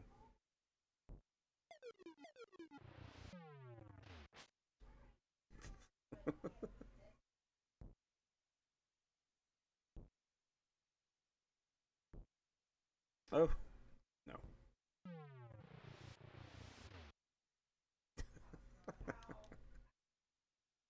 Okay.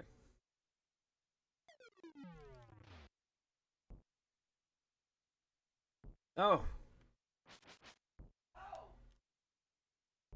I just got rid of all my weapons. That's good.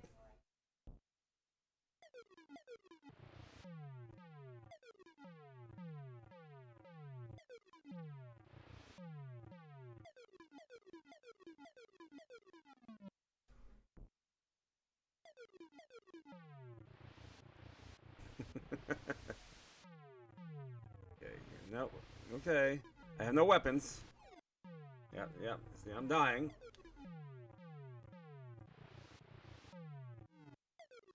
Okay, I'm because I was, yeah, I have the power to, okay, great. Well, somebody does.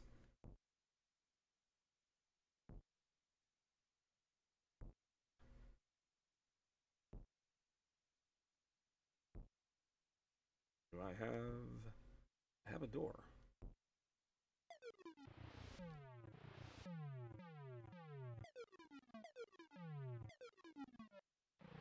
Get away from me. Ah. I seem to be stuck. Because I was dumb enough to drop my weapons.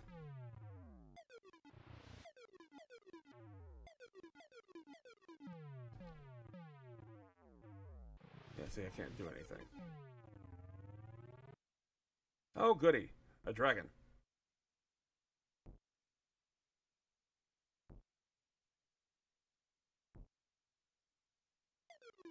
Leave me alone.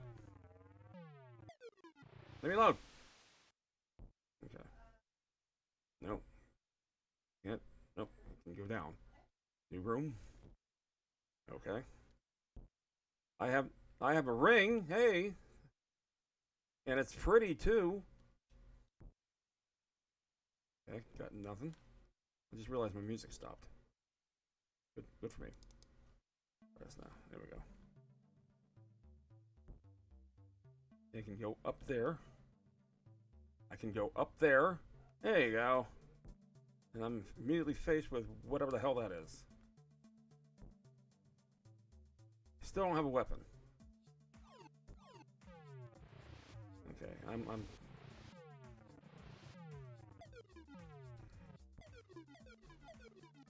okay. I managed to get out. Now let's see if I can get back in. Nope. Immediately fed in. You know what? I might as well just die.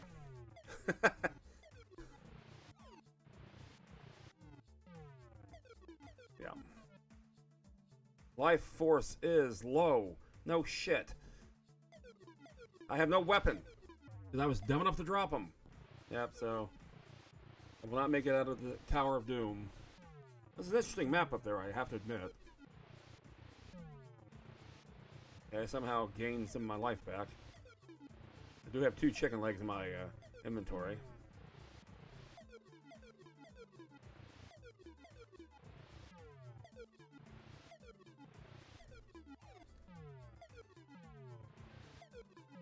Let's see. Yeah, I am dying. I am dying. I am dying. My life force is low. I will be nothing soon. Because I have no weapon to beat this guy. I do have a shield, but just a matter of time. That was novice. It is an odd game. It kind of reminded me of Adventure back from Atari's days, but of course the graphics being quite a bit better. But Adventure was made a number of years prior to this. This was an '86 game. Alright, that was actually pretty cool. Alrighty. Let's go ahead and quit the game. So that's just a odd variety of games that you could play for your Intellivision over the years. That was a lot of fun. I like the representation that they had here. This is Atari. And Intellivision Lives. You can find this on Steam, believe it or not. It's still made to today. And the Blue Sky Rangers, more power to them. They did a great job. Anyway, there's an idea of what you can find. Some of the games.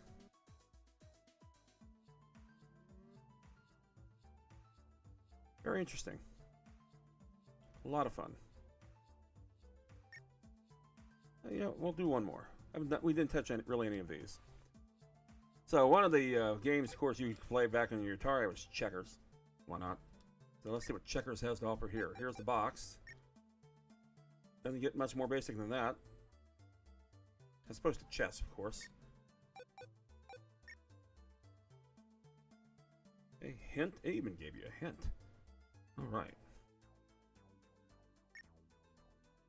1979, first gen game.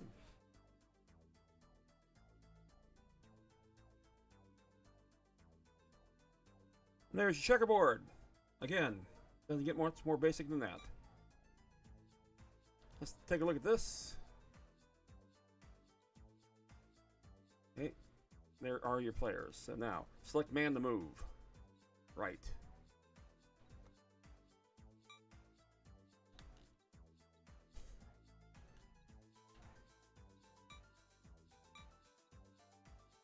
I can't help you. I'm hitting the wrong buttons.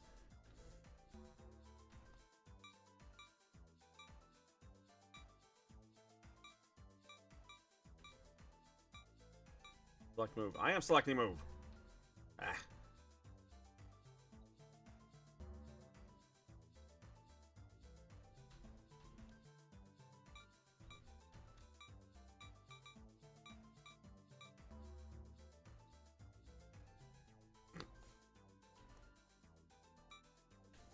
Yeah, I select a man. I guess I'm white, maybe.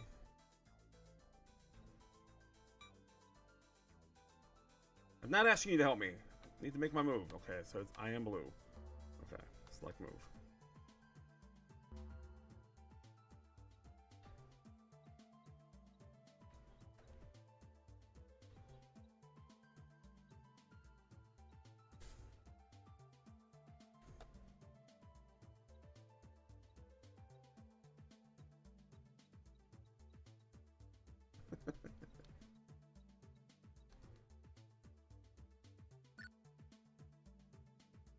Player select, yeah. 0, okay, there's doing the number pad, yep. I get that. Okay. That was good.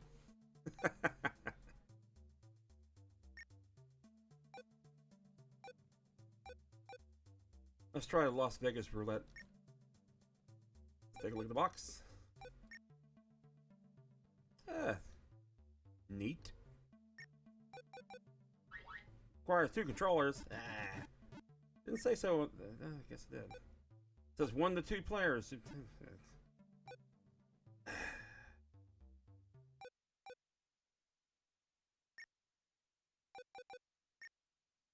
Horse racing.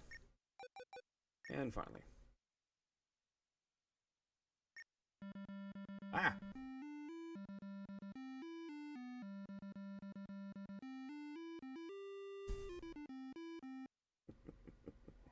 I love it. Okay, so let's see what we got here. Okay.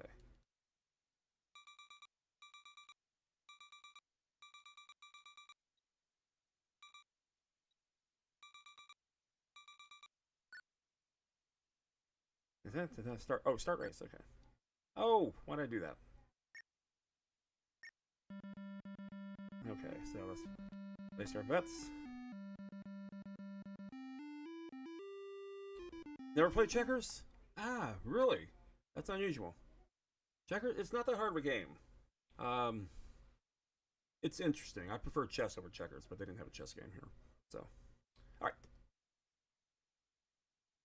So there's a wave length. It's 6 furlongs. Conditions, it's dry. Okay, there are your odds. Okay. Let's see what controller does what. You can whip. You can coax. Okay.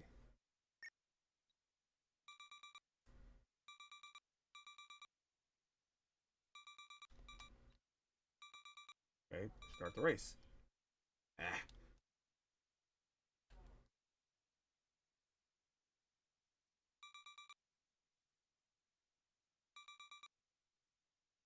like to get this started.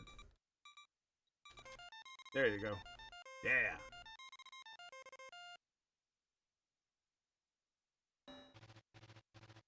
Go! I'm the one in yellow. Come on. Look at that. Just like the real thing. I'm far out of... I'm not in the picture anymore.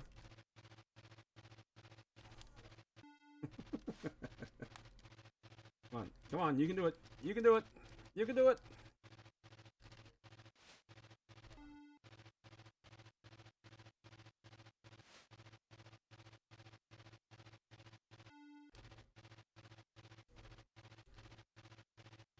Okay, I'm not even in the picture anymore, so I'm kind of... Yeah. Let's see how long it takes for me to get there. There. Like all the way down there. That's great. I'm last, you're kidding. No. That's great. Oh, man. Let's do this again. Okay.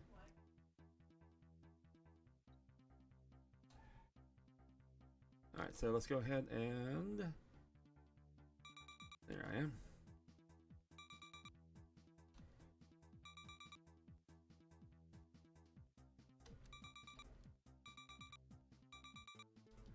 Okay. Really? Yes, enter. Thank you! I was last place. Not supposed to notice that. Go!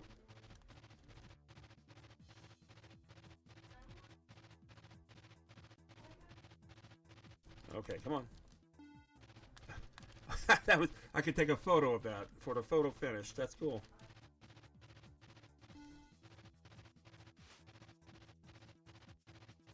Come on, come on. I can do it. I can do it.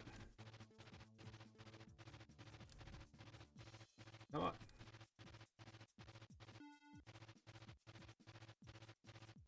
I can do it. These are the horses, yes. Look kind of... Oh, what do you expect? It's 1971, 79 graphics. What do you want?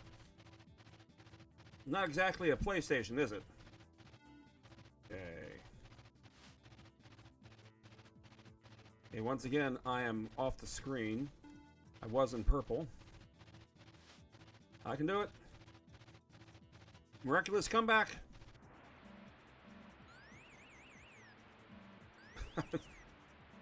Hey, where am I?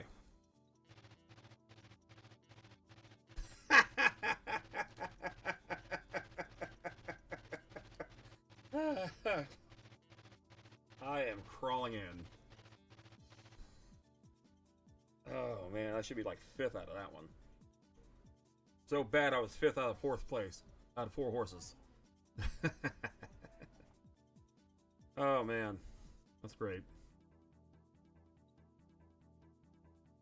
All right.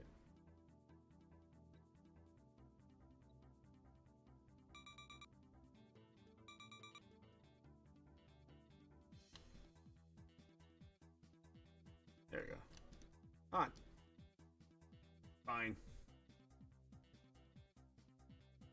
That's me. Go. I can do this.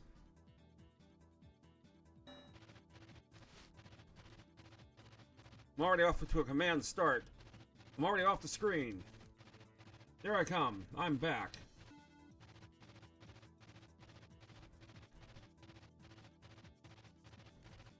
Okay. I'm now off the screen. Because why not? Up, green's taking a commanding lead. They're gonna have the test screen. I have no idea where the hell I am. I'm back there somewhere off screen. Take my photo finish.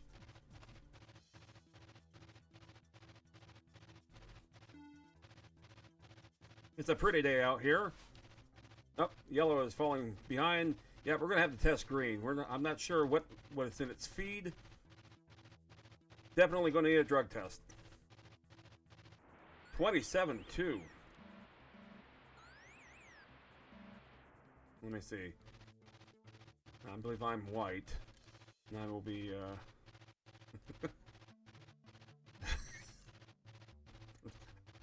I will be there somewhere. I hear him. He's coming soon. I'm red.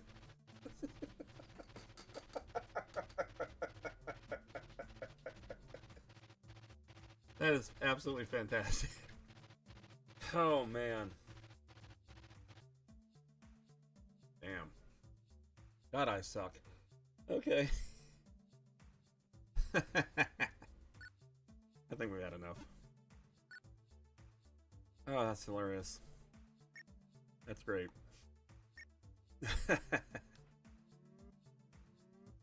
Oh, where's the jukebox? There it is. Go up there. Oh, you could customize your music? High energy or rip it? That's better than this, probably better than the shit that I have. Alright. Oh, that's what they were playing in the vignette there.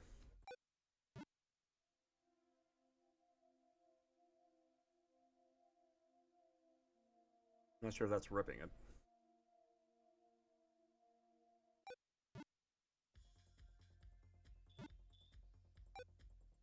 Oh, okay. Snafu City Classical Medley? Ah, cool.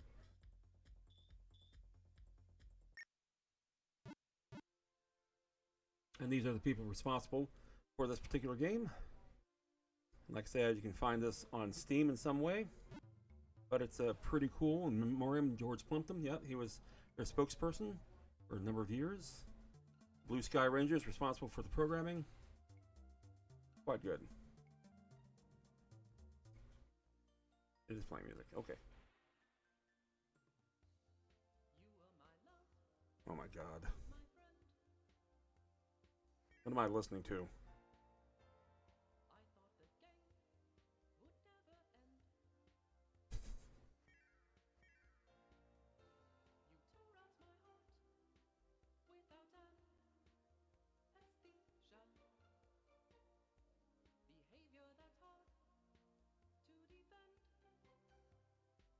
Apologize, it's quite soft. That's just the way it is in the game.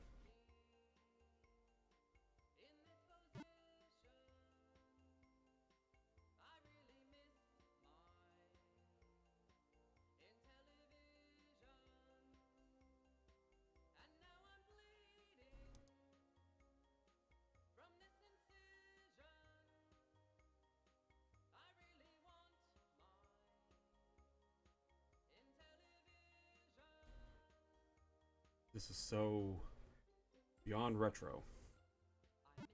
Alright. Anyway, these are the people responsible for this particular compilation and past Intellivision things. And there it is. Okay.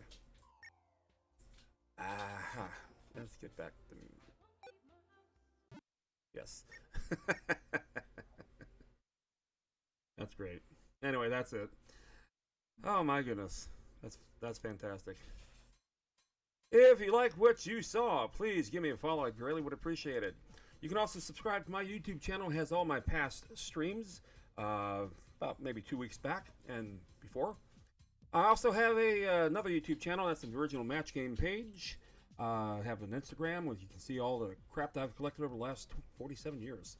And, of course, I tell you when I'm streaming and all that kind of good stuff and some random thoughts on X, Twitter, whatever the hell they call themselves these days. I have no idea anymore. Let's see. Got Yeen here. Yeen Interactive. She's a fantastic streamer. Does a lot of Fortnite. Pretty good at it, too, I have to admit. It's a lot of fun watching. All right, we'll go ahead and start the raid there. And all three of us are going to be going in there. We'll see you next time on Monday night. We're going to do some Fancy Star 4. We'll see you.